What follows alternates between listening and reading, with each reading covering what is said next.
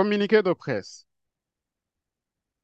Le gouvernement du peuple rwandais en exil, dans sa réunion ordinaire du dimanche 8 octobre 2023, après avoir réexaminé avec minutie l'histoire lointaine et récente du Rwanda, qui montre que le gouvernement du parti unique du FPR Inkotanyi a restauré un régime similaire à la monarchie féodale sous laquelle les citoyens rwandais ont été encore une fois réduits à l'état de serf, soumis corps et âme à la classe dirigeante,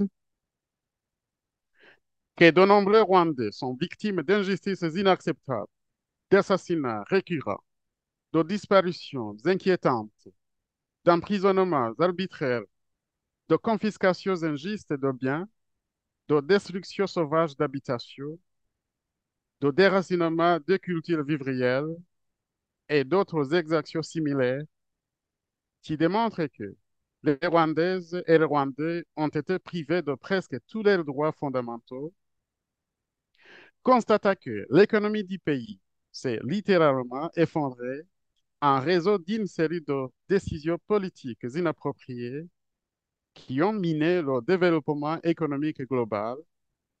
À cela s'ajoute la volonté politique du FPR Inkotanyi de paupériser la grande majorité du peuple rwandais et on s'assurera que toutes les richesses et les principales sources de revenus soient concentrées entre les mains d'un petit gang très proche du dictateur Paul Kagame. Considérant que l'économie du pays s'est littéralement effondrée en raison d'une série de décisions politiques inappropriées qui ont miné le développement économique global.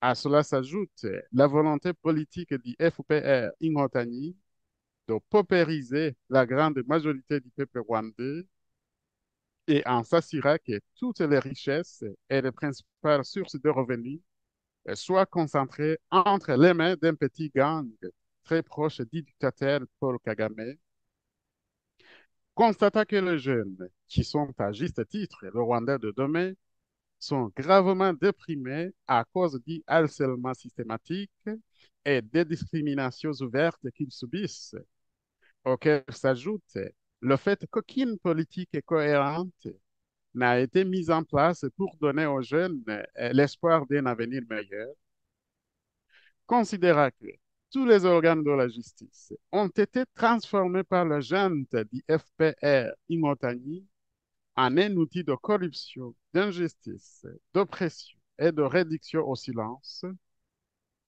ayant noté le fait que les services de sécurité censés protéger le citoyen ont été transformés en instruments de terreur et de violence qui déstabilisent les Rwandais tant à l'intérieur du pays qu'à l'extérieur où ils ont trouvé refuge, ayant décelé le cataclysme qui risque de s'abattre sur notre pays en raison des très mauvaises relations entre les dirigeants du FPR Ingotani et les pays voisins, principalement du fait des attaques rebelles incessantes de l'armée de Paul Kagame, lesquelles rébellions sont menées dans le but de déstabiliser le régime en place, exterminer les populations et piller les ressources naturelles, comme c'est le cas en République démocratique du Congo. Ayant constaté que le régime dictatorial du FPR Ingotani, par phobie de la démocratie, continue de monopoliser l'espace politique, malmenant, emprisonnant et assassinant plusieurs acteurs politiques de l'opposition et forçant d'autres à l'exil, foule au pied la constitution de la République du Rwanda et d'autres lois en vue de se maintenir éternellement au pouvoir par la force. Ayant constaté clairement que le président Paul Kagame a abandonné ses fonctions de chef de l'État depuis 3 ans pour des raisons jamais annoncées au public, et que certaines de ces fonctions normalement réservées par la Constitution au président de la République sont illégalement exercées par le Premier ministre, Dr. Edouard Ngirente, et qu'à cela s'ajoute un faisceau d'indices de nature à prouver que le pouvoir suprême est pris en otage par des criminels et des malfaiteurs non encore identifiés, l'utilisant souvent et de diverses manières pour leurs intérêts égoïstes, n'ayant constaté aucune volonté politique de redresser la situation et corriger ces anomalies et dysfonctionnements graves au sommet de l'État pour un retour rapide à l'ordre constitutionnel voulu par le peuple. Le gouvernement du peuple rwandais en exil a formulé les résolutions qui suivent. 1. Il estime que les élections restent une bonne opportunité pour le peuple de consacrer une alternance susceptible de remplacer les mauvais dirigeants par de nouveaux leaders aptes à mieux protéger les vrais intérêts du peuple. 2. Afin d'aider le peuple rwandais à sortir de la confusion, il a décidé de participer activement aux élections prévues en 2024 et de faire tout ce qui est en son pouvoir pour faire voler en éclats toutes les entraves au processus électoral érigé par le FPR Ingotani afin que les élections puissent se dérouler de manière transparente. 3. Il désigne et annonce au public Padre Thomas Naimana, son actuel président, comme son candidat au poste de président de la République. 4. Il nomme un comité de campagne destiné à épauler le candidat dans sa campagne électorale et voici les membres de ce comité. Madame Christiane Ouizera, présidente. Monsieur Jean Bosco Pichilehamne. Madame Félicité Mouemaïre. Monsieur Théobald Guaka. Madame Jeanne Mukamwenzi. Et Monsieur Justin Safari.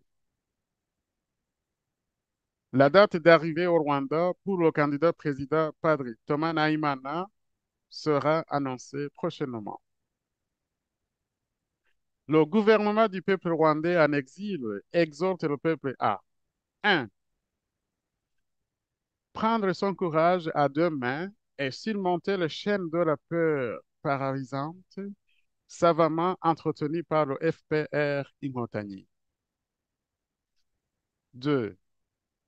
Suivre de près toutes les activités liées aux élections de 2024. 3.